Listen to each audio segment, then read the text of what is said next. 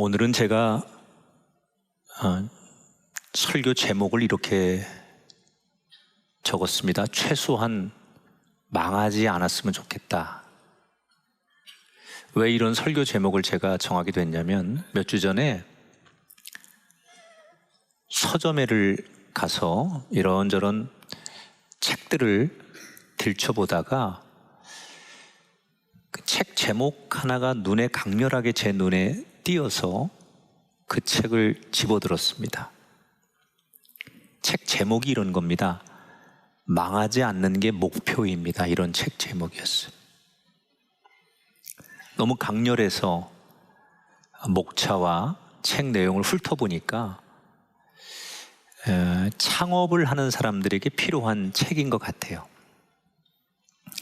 근데 이 제목을 이렇게 제가 보면서 이런저런 생각이 제 마음속에 들었어요. 우리는 보통 어떤 일을 할 때 처음에 다 잘 됐으면 좋겠다, 이거 대박 나고 또 성공하고 목표를 이뤘으면 좋겠다, 이런 생각들을 갖잖아요. 그런데 현실 안에서는 그렇게 모든 사람들이 기대하는 만큼 대박 나거나 목표를 이루거나 성공하는 게 쉽지 않아요. 꿈은, 계획은 그렇게 갔는데 실제로는 그렇게 되는 사람이 많지 않아요. 제가 작년 어느 통계를 보니까, 이게 지난 3분기 때 나온 통계인데, 서울시에서 자영업을 하는 사람 중에 5년까지 생존하는 사람이 얼마나 될까 조사를 해봤더니 49%밖에 되지 않는다는 거예요. 누구나 처음에 가게를 오픈할 때는 잘 됐으면 좋겠다, 우리 집 맛집이 돼서 막 사람들이 와서 줄 서서 기다리는 그런 상상을 하면서 음식점을 오픈했을 텐데, 현실적으로는 5년만 지나면 절반 이상이 문을 닫는 게 현실이다. 그러니까 어떻게 보면 잘 되는 건 고사하고 망하지 않고 계속 가게 문을 열 수 있는 것도 그 사람에겐 성공인 거예요. 이게 사업만 그런 게 아니라 인생 전체가 그런 것 같아요. 뭘 하든 간에 끝까지 갈 수 있다는 것도 잘 사는 거 아니겠느냐. 문득 저한테 이런 생각이 들더라고요. 하나님이 나에게 맡기신 사명, 또 내 인생을 끝까지 내가 중도에 쓰러지지 않고 간다면 그거 잘 사는 인생이지 않을까. 여러분, 우리가 하나님이 넌 안 되겠어 이렇게 선언하면 망하는 인생 아닙니까? 그런데 크게 대단하게 엄청난 업적을 만들어내는 인생은 아닐지라도 최소한 하나님 앞에서 끝까지 그 일을 감당할 수 있다면 그건 하나님 앞에 망하는 인생은 아니겠다. 그러면서 제가 오늘 이 민수기 말씀을 묵상하게 되었어요. 그래서 제목을 망하지 않으려면 어떻게 살아야 되나. 오늘 우리가 맞이하는 이 민수기는 좀 길어요. 22장부터 25장까지의 이야기인데, 내용을 좀 압축해서 소개하면, 광야 40년이 거의 끝나갈 때, 그때 이스라엘 백성들은 출애굽 2세대가 광야 생활의 주축을 이룰 때 일어난 일입니다. 이때 이스라엘 백성들의 마음에는 대단히 혼란스러운 생각들이 가득했습니다. 왜냐하면 하나님이 분명히 우리 이스라엘 민족을 약속의 땅으로 이끌겠다고 약속을 하셨잖아요. 그래서 하나님 말씀을 믿고 나왔는데 지난 40년 동안 어느 때는 하나님이 도와주시는 것 같은데 또 어느 때는 우리가 조금만 부족하다 생각이 들면 우리한테 책망도 하시고 징계도 하시고, 그런 하나님을 보면서 과연 하나님은 우리를 정말 약속대로 가나안 땅으로 인도하실 생각이 있는 걸까? 그동안 하나님의 말씀으로는 너희들은 내 백성이야 이렇게 말씀하시는데 진짜로 우리를 그렇게 생각하시는 걸까? 지난 40년 동안을 가만히 되돌아보면 하나님이 쉽게 갈 수 있는 길 놔두고 이렇게 광야 40년을 우리에게 뺑뺑뺑 헤매도록 만드셨다는 것은 정말 하나님의 진심이 뭔지를 알 수가 없어. 그래서 불안과 의문이 이스라엘 백성들에게 가득할 때, 바로 그때 그 배경으로 오늘의 이야기가 시작이 됩니다. 하나님을 전폭적으로 확신하지 못하고 있던 이스라엘 민족의 그 내부적인 생각과 달리 다른 민족들은 지금 이스라엘 민족을 어떻게 보고 있느냐? 광야를 떠도는 저 이집트에서 나와서 별것 아닌 줄 알았는데 그 40년 동안 광야를 떠도는 무리들이라고만 생각했는데 시간이 가면 갈수록 그들은 점점점 강해지는 거예요. 아무것도 아닌 저들이 전쟁에서 강자들을 이기고 계속 승승장구하면서 이제 계속 진군을 해요. 그래서 오늘 성경의 배경 속에서는 우습게 봤던 다른 민족들이 이스라엘 민족을 조금은 두려워하고 있을 때예요. 이때 오늘 성경에 모압이라는 나라에 당시의 왕이 발락인데 이 발락이라는 왕이 저 이스라엘 민족을 이렇게 보면서 언젠가 우리하고 맞닥뜨려야 될 것 같은 거예요. 어떻게 하면 저들과 맞닥뜨려서 우리가 이길 수 있을까? 왕으로서 그런 고민이 돼요. 그러다가 여러 조언들을 받다가 무슨 조언을 받느냐? 전쟁으로는 우리가 안 될 수도 있으니 다른 방법으로 이스라엘을 이겨보면 어떻겠느냐? 누가 그렇게 제안을 하죠. 그 왕이 그게 뭐냐 그랬더니 주술적으로 저들을 저주하게 만들어서 저들이 우리의 상대가 되지 않도록 하면 좋겠다. 그래서 왕이 그 말에 솔깃해서 당시 가나안 지역에 가장 유명한 주술사가 하나 있었어요. 이 사람이 발람이라고 하는 사람인데 모압 땅에서 이 사람이 살고 있는 곳까지는 한 650km 떨어져 있는데 지금으로 말하면 시리아 북부에 살고 있는 사람인데 이 최고의 주술사를 모압 신하들이 찾아갑니다. 그리고 우리가 많은 금전적인 보상을 해줄 테니까 너 와서 저 이스라엘 민족을 저주해달라. 그래서 그 많은 금전적인 도움을 얻기를 약속하고 이 발람이 이스라엘을 저주하기 위해서 모압 땅으로 떠나는 거예요. 그런데 하나님께서 이 발람이 떠나기 전에 꿈에 나타나서 계속 책망하죠. 너 돈 때문에 이스라엘 민족을 저주하기에 가는 일 멈춰라.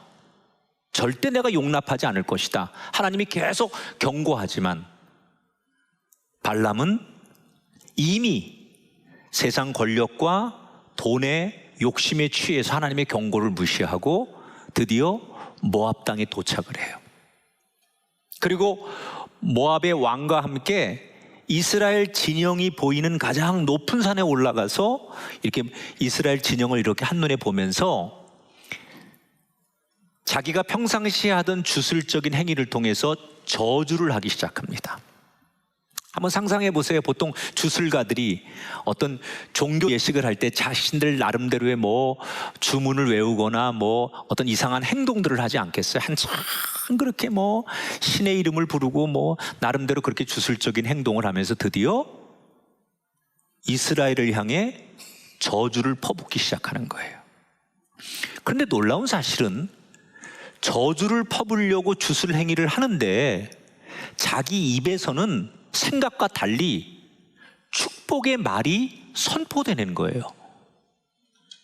옆에서 지켜보는 모압의 왕과 사람들이 너무 놀래서 여기 장소가 안 좋은가 보다, 다른 데로 한번 가보자 해서 2차, 3차 장소를 옮겨가면서 계속해서 주술행위로 이스라엘을 저주하려고 했지만 역시 똑같이 생각은 저주를 하고 싶은데 막상 이 주술가의 입에서는 이스라엘을 축복하는 이야기들이 계속 쏟아지는 거죠. 왜 이런지를 도대체 알 수가 없었는데 드디어 그 이유를 알게 됩니다. 민수기 24장 2절입니다. 같이 한번 읽어보겠습니다. 시작. 눈을 들어 이스라엘이 그 지파대로 천막 친 것을 보는데 그때 하나님의 영이 그 위에 임하신지라. 자, 이 주술가 발람이 너무 자기도 이상해서 눈을 들어 저 이스라엘 진영을 보는 순간 하나님의 영이, 성령이 임하셔서 이 발람을 완전히 지배하기 시작해요. 그리고 이것은 하나님께서 이렇게 놀랍도록 역사하신다는 사실을 이 주술가가 알게 되는 거예요. 자, 여러분, 제가 여러분에게 이 이야기를 들려드리면서 한번 여러분에게 이렇게 한번 여쭤볼게요. 지금 모압의 왕과 이 주술가가 이스라엘을 향해서 나쁜 짓을 벌이고 있어요. 그러면 이스라엘 공동체는 지금 이 엄청난 음모를 알고 있었을까요? 몰랐을까요? 놀랍게도 이 엄청난 음모와 괴략을 이스라엘 공동체는 하나도 모르고 있었어요. 그냥 자기 진영에서 아침에 일어나면 하나님이 주신 만나를 먹고 그 은혜로 일상을 살아가는 거예요. 전혀 지금 저 모압 땅에서 저런 대단한 주술가와 그 모압의 왕이 우리 이스라엘을 저주하기 위해서 주술적인 이런 행동을 하고 이런 주술적인 행위를 하는지 이스라엘 진영에서는 알 길이 없고 전혀 모르는 거예요.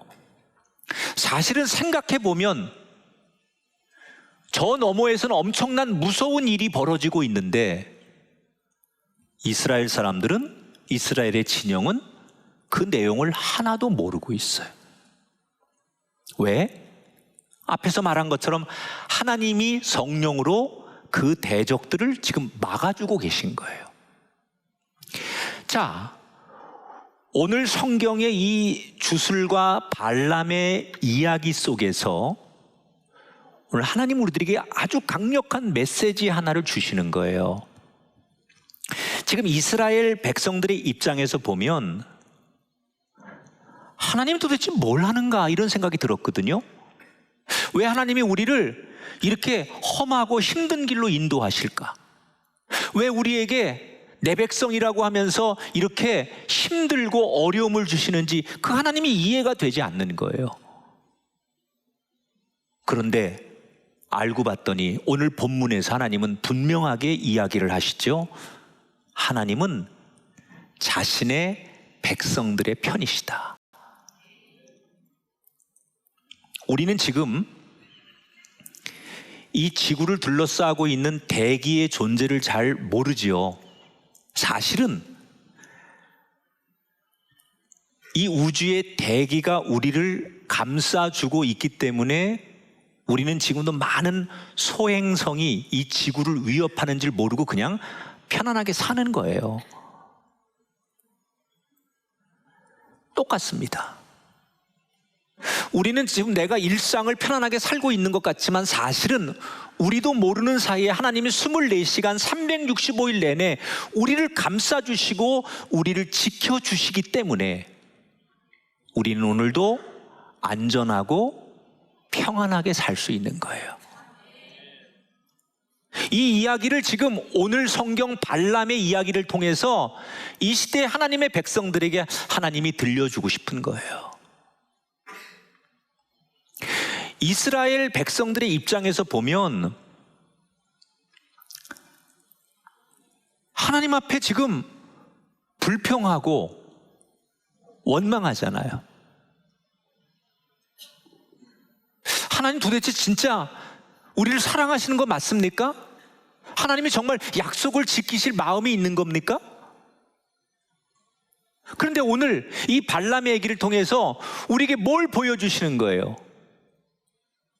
너희들이 때때로 너희들의 생각대로 되지 않아서 의심하고 불평하고 원망할 수 있다. 그래서 유혹의 길로 빨리 가야 되겠다고 생각해서 죄의 길을 가기도 하고 세상 길로 가는 거 너희들이 일상에서 하지만 오늘 이 말씀을 통해서 그게 얼마나 어리석은 생각인가를 깨달으라는 거예요. 하나님이 나도 모르는 사이에 나 같은 인생을 지켜주시는구나. 내가 뭘 잘해서가 아니라 우리 가정과 내 자녀와 내 삶의 자리를 하나님께서 내가 전혀 모르는 사이에도 우리를 지켜주신다. 결국 이 영적인 지지를 굳게 붙들고 살아가는 사람이 이 세상을 살면서 망하지 않는 인생이 되는 거다.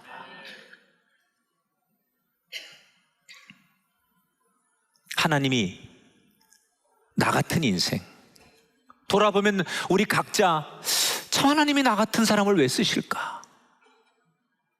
이 보잘것없는 추악한 내 인생을 하나님께서 뭐 때문에 이렇게 귀하게 사용해 주시는가?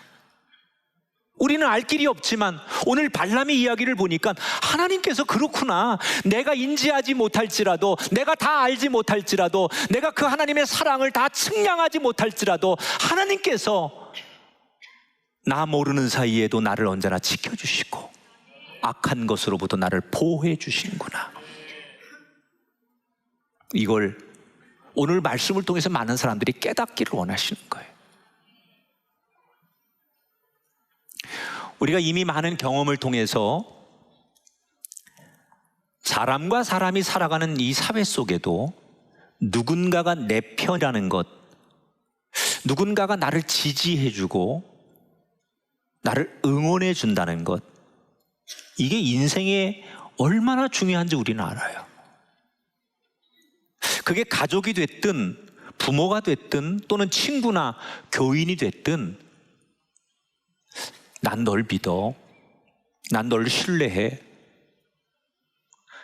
다른 사람들이 뭐라고 해도 나는 너를 지지할 거야. 정말 우리가 가장 힘들 때 그런 이야기를 한마디 들으면, 또 그런 사람이 내 옆에서 나를 격려해 주면 그게 얼마나 우리 인생에 소중한지 우리 다 경험해요. 지지를 받는다는 게. 여러분, 심리학에서 공부를 하다 보면 재미있는 실험들이 많은데, 제가 심리학 공부하면서 공부했던 내용 중에 미국의 솔로몬 애쉬라는 심리학자가 이런 실험을 합니다. 8명의 사람을 모아요. 그런데 이 8명 중에 7명은 동원된 배우고 1명만 실험자예요. 무슨 실험을 하느냐? 화면을 좀 보여드릴게요. 저 왼쪽에 이렇게 막대가 있잖아요. 그리고 오른쪽에 ABC가 있잖아요. 왼쪽에 막대하고 오른쪽에 ABC 중에 어떤 것이 같으냐, 이 문제의 답을 고르는 거예요. 시시거리지 말아요. 답은 C입니다. 그런데 이걸 앞에 7명의 동원된 배우가 일부러 오답을 말하는 거예요. 이때 남은 1명이 어떻게 대답하는지를 보는 거예요. 7명이 C를 답이라고 안 하고 A, A, B, B, A, A, B, A, B 뭐 그러면서 계속 오답을 얘기해요. 그러면 1명이 끝까지 남아있다가 분명히 C인데 남들이 앞에서 다 오답을 얘기하면 내가 확신하는 확신을 얼마나 끝까지 유지할 수 있는가를 실험하는 거예요. 우선 7명 없이 그 사람만 개인적으로 불렀을 때는 100% 정답을 맞추더래요. 그런데 7명이 오답을 말하는 순간 정답률이 얼마로 떨어지느냐? 63%까지 떨어져요. 내가 정답이 C인 줄 아는데 앞에서 계속 오답을 7명이 말하니까 내가 꿋꿋하게 그 정답을 버티기가 어려운 거예요. 나 혼자 정답을 말한다는 게 왠지 아닌 것 같다는 생각이 흔들려서 정답을 맞히는 확률이 63%로 떨어지더래요.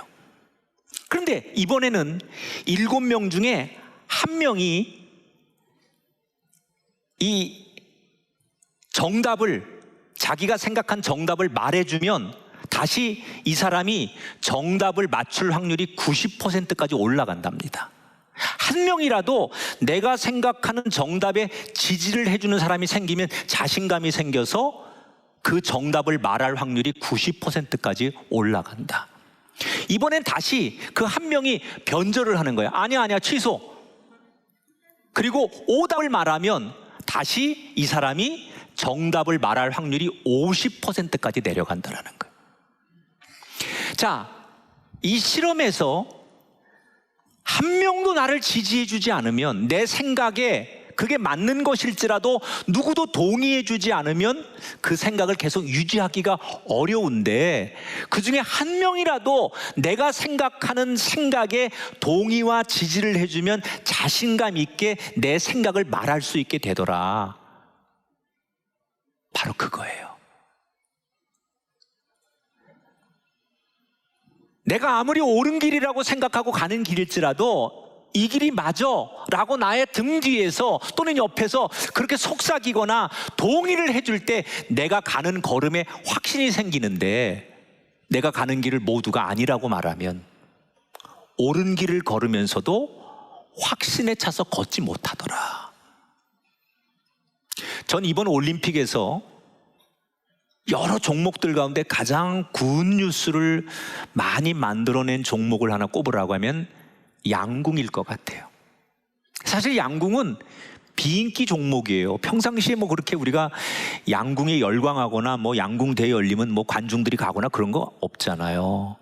그런데 비인기 종목이면서 이번에 올림픽에서 전 종목을 석권하고, 이게 정말 뭐 전무후무한 기록이라며요. 지금 뭐 올림픽에서 연속으로 계속 우리가 단체전 금메달을 따는데, 다른 종목들에 비해서 그 흔한 추문도 없이 어떻게 저렇게 최강의 실력을 발휘할 수 있을까?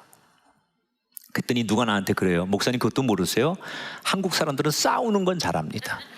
그래서 뭐 총 쏘는 사격, 그 다음에 뭐 칼 쓰는 펜싱, 그 다음에 뭐 이렇게 막 활 쏘고 이런 싸우는 거는 한국 사람이 잘하니까 그래서 금메달이 많이 나옵니다. 그래요. 그럴싸해요. 근데 이미 많은 언론에서 왜 대한민국 양궁이 최강일 수밖에 없느냐? 첫째는 공정한 시스템. 오직 다른 종목과 다르게 양궁은 실력으로만 선수를 뽑는 공정한 경쟁을 하는 체제. 그래서 정말 국가대표 되는 것이 올림픽에서 금메달 따는 것보다 더 어렵다. 또 하나가 뭐냐? 이 뒷이야기인데요.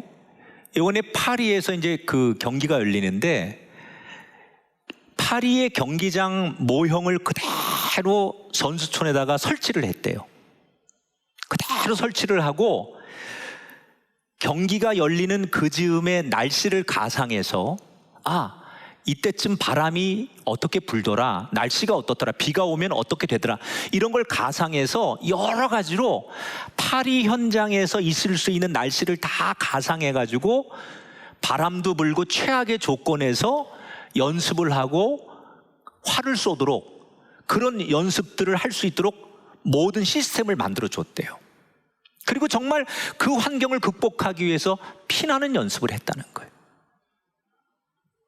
그런데 이 두 가지 조건 말고, 이 두 가지 조건이 이루어지려면 절대 잊으면 안 되는 게 하나 있는데, 그게 뭐냐? 이 모든 과정을 지지해주고 응원해주고 필요하면 아낌없이 모든 것을 다 쏟아붓는 양궁 협회장의 무한 커버가 있었다는 거예요. 그러니까 선수들이 우리는 공정해, 우리가 비인기 종목이지만 그래도 우리를 지지해주는 협회장이나 협회만큼은 우리가 뭘 원하든지 항상 세계 최강이 될 수 있도록 모든 것을 아낌없이 지원해줘. 이런 신뢰, 지지를 받고 있다는 믿음이 국가대표 선수들에게 있었다는 거예요. 부모가 됐든 선생님이 됐든 친구가 됐든 살아가면서 내 인생에 난 널 믿어, 난 네가 잘 될 걸 확신해, 이렇게 응원해주고 지지하는 얘기를 들었다면 분명히 그 인생은요, 누구로부터 그런 지지를 받기 전과 응원을 받기 전과 받은 후가 완전히 달라집니다, 인생이. 전 그걸 경험해 봤어요. 누군가로부터 너는 잘 될 수 있어, 넌 하나님이 크게 쓰실 사람이야, 이렇게 지지를 받으니까요, 내 안에 그렇게 나를 감싸고 있던 무기력이 떠나고요, 자신감이 그때부터 생기더라고요. 누군가로부터 칭찬을 받고 인정을 받고 지지를 받으니까 불안감이 떠나고 안정감이 생기더라고요. 혹시 너무 불안해서 그 불안감을 이기지 못해서 인생의 어긋난 길을 가다가도 계속 지지를 받으면 그 사람은 반드시 어긋난 길에서 자기의 자리로 돌아와요. 여러분, 사람에게도 내가 너를 믿어, 이렇게 지지와 응원을 받아도 이렇게 엄청난 힘이 생기는데, 하물며 만왕의 왕이신 하나님께 내가 네 편이야, 나는 너를 신뢰해, 나는 너를 끝까지 포기하지 않아, 내가 너와 함께 할 거야. 사람이 아닌 하나님으로부터 우리가 그런 음성을 듣고 하나님으로부터 그런 지지를 확신할 수 있다면 그 인생, 그 가정, 그가 속한 공동체가 얼마나 대단한 인생으로 바뀌겠냐는 거예요. 사람의 말 한마디에도 내가 네 편이 돼줄게, 이 말 한마디에도 인생이 바뀐다는데, 하물며 하나님이 진짜 내 편이라고 지지해 주는 것을 확신할 수 있고 그것을 확인한다면 그 인생이 살면서 무슨 걱정이 있을까요? 하나님이 나를 지지해 주시는데 뭐 혹시 사람들에게 오해를 받고 억울한 일이 있다고 해서 그게 얼마나 한이 되겠어요? 하나님의 지지를 받고 있다면 혹시 내 뜻대로 안 된다고 해서 보통 사람처럼 불평하고 원망하고 죄를 지을 수 있는 확률이 있겠습니까? 우리 모두가 결국 불평하고 원망하고 죄를 짓는 것은 하나님으로부터 절대 지지를 받는다는 확신이 없기 때문에 세상으로부터 흔들리는 거죠. 저는 우리 인생이 망하지 않으려면요, 딱 한 가지를 알아야 돼요. 하나님이 나 같은 인생을 믿어주시고 세상 끝날까지 내 이름을 기억하시고 성령님을 통해서 중보하시고 나를 한순간도 떠나지 않으시고 나를 지지하시고 지켜주신다는 사실을 확신하는 거예요. 제가 얼마 전 우리 교회는 아니고 외부의 다른 교회를 다니는 한 40대의 젊은 집사님과 이렇게 차 한잔을 하는데, 우리 조그마한 사업을 하시는 분이에요. 근데 차를 마시다 말고 자기 이야기를 좀 하는데, 그래요, 목사님, 저는 사실은 고등학교 때까지 완전히 골칫덩어리였습니다. 제가 굉장한 그 타락한 학생 중에 하나였대요. 자기 부모님의 뜻과 자기가 안 맞아서 부모님에게 반항하느라고 자기가 막 사춘기 막 그럴 때 질풍노도 때 이제 생긴 거예요. 술, 담배, 약물 중독, 가출, 나이트 등등등 나머지는 여러분의 상상력에 맡길게. 고등학교 때 안 해본 게 없는 거예요. 그래서 매일 학교에서 정학당하고 결국은 1년 유급을 당했습니다. 그러니까 자기는 학교를 다닐 생각도 없는데 그냥 어떻게 해서 부모가 또 갖다 놓고 또 학교에서 어떻게 하든지 그냥 뭐 출석만 하라고 해서 학교를 겨우 1년 유급을 하고 다니는데, 고등학교 3학년 때 1년 유급한 상황인데 자기 인생에 굉장한 담임 선생님을 만났다는 거예요. 자기가 매일 나가서 사고치고 경찰서에 붙들려 가면 그때마다 담임 선생님이 경찰서에 찾아오셔서 다 제 잘못입니다. 제가 잘못 가르쳐서 그렇습니다. 제가 잘 가르칠 테니까 용서해 주세요.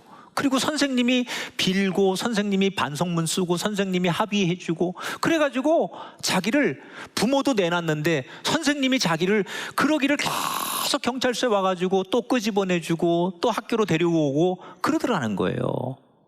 그래서 어느 날 너무 화가 나가지고 경찰서에서 나오면서 자기 담임 선생님한테 얘가 그랬대요. 선생님, 다른 선생님들이 지금까지 다 나를 쓰레기 취급하는데 왜 선생님은 나를 포기하지 않고 이렇게 나를 힘들게 하세요? 그랬대요, 얘가. 그랬더니 이 선생님이 충격적인 얘기를 하더래요. 내가 네 담임 선생님으로 있는 한 너를 절대 포기하는 일은 없을 거야. 원래 인간 쓰레기는 원래 없는 거야. 너는 내가 포기하지 않으면 절대 인간 쓰레기가 될 수 없어. 나는 너 절대 포기 안 한다. 그러더래요. 그러니까 너무 이 아이가 충격을 받은 거예요.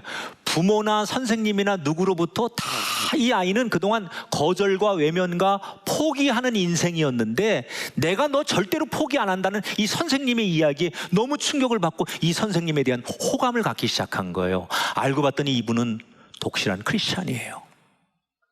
이 아이와 조금씩 가까워지면서 자기가 만난 사랑의 예수님을 이 아이에게 전하기 시작해요.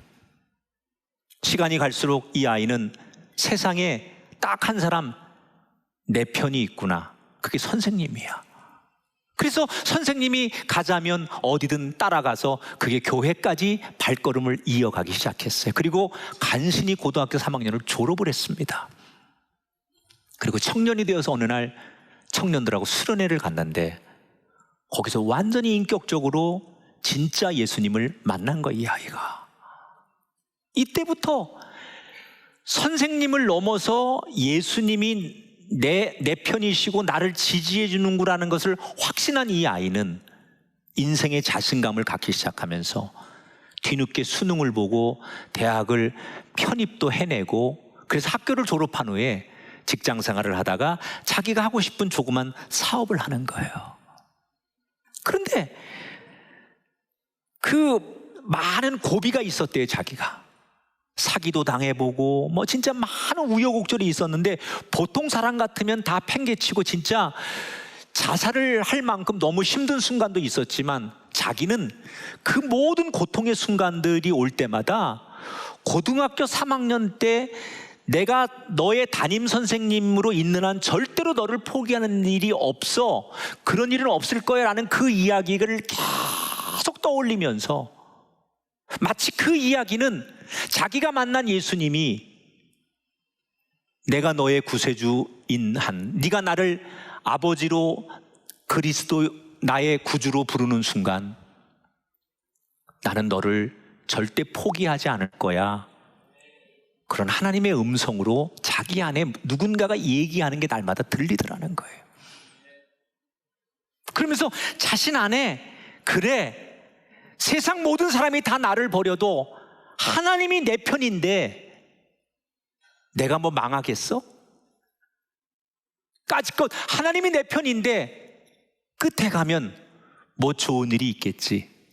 그러면서 버티고 버티다 보니까 지금의 자기가 만들어졌다는 거예요. 그 학창시절에 고등학교 3학년 담임 선생님이 자기를 만나줬던 그 은혜를 잊을 수 없어서 지금 자기가 하고 있는 일 가운데 가장 소중한 일이 뭐냐? 소년원에 가서 자기처럼 방황하는 그래서 정말 이 붙들려 와서 있는 그 아이들을 가서 멘토링 해주는 일을 자기가 일주일에 한 번씩 한다는 거예요. 근데 가서 무슨 얘기를 하느냐? 자긴 다른 얘기 안 한대요. 너 부모가 널 버리고 친구들이 널 버렸어도 너는 혼자가 아니야. 너 언젠간 알게 될 건데 너도 모르지만 네 뒤에서 너를 끝까지 응원해 주시는 분이 있어. 그분이 하나님이야. 그리고 그 얘기만 던져놓고 온대요.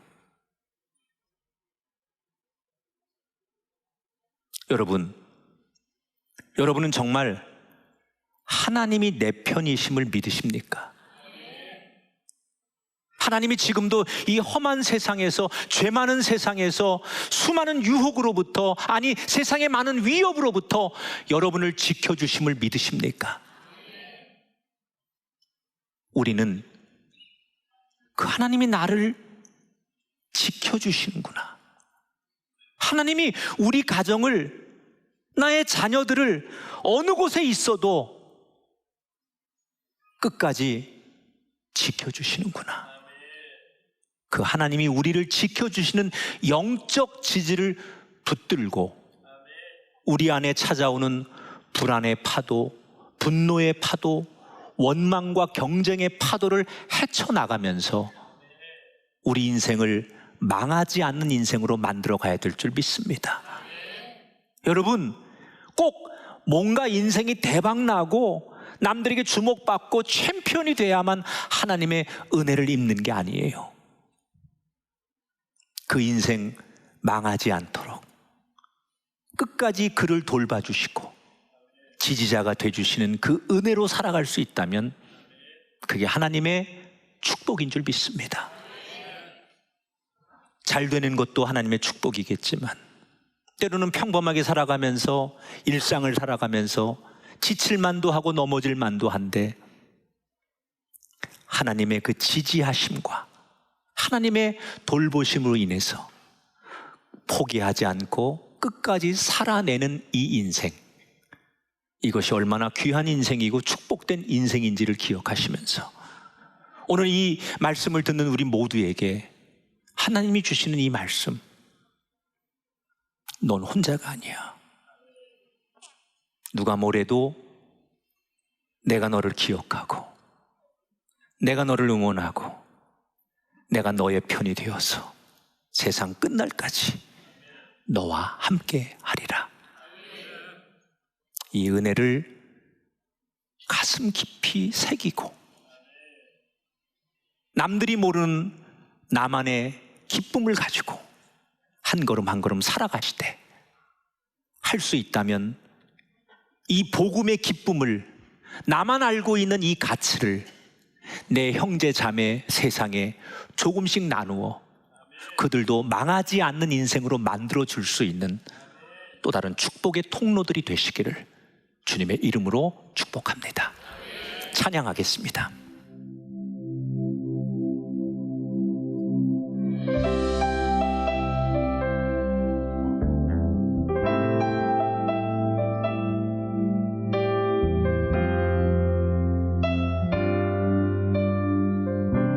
고단한 인생길,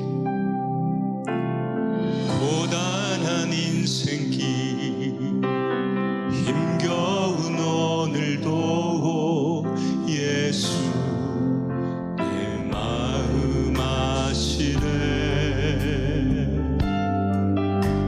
지나간 아픔도 마주할 세상도 예수 내 마음 아시네. 믿음의 눈 들어, 믿음의 눈 들어 주를 보리. 이 또한 지나가리라. 주어진 내 삶의 시간 속에 주의 뜻 알게 하라.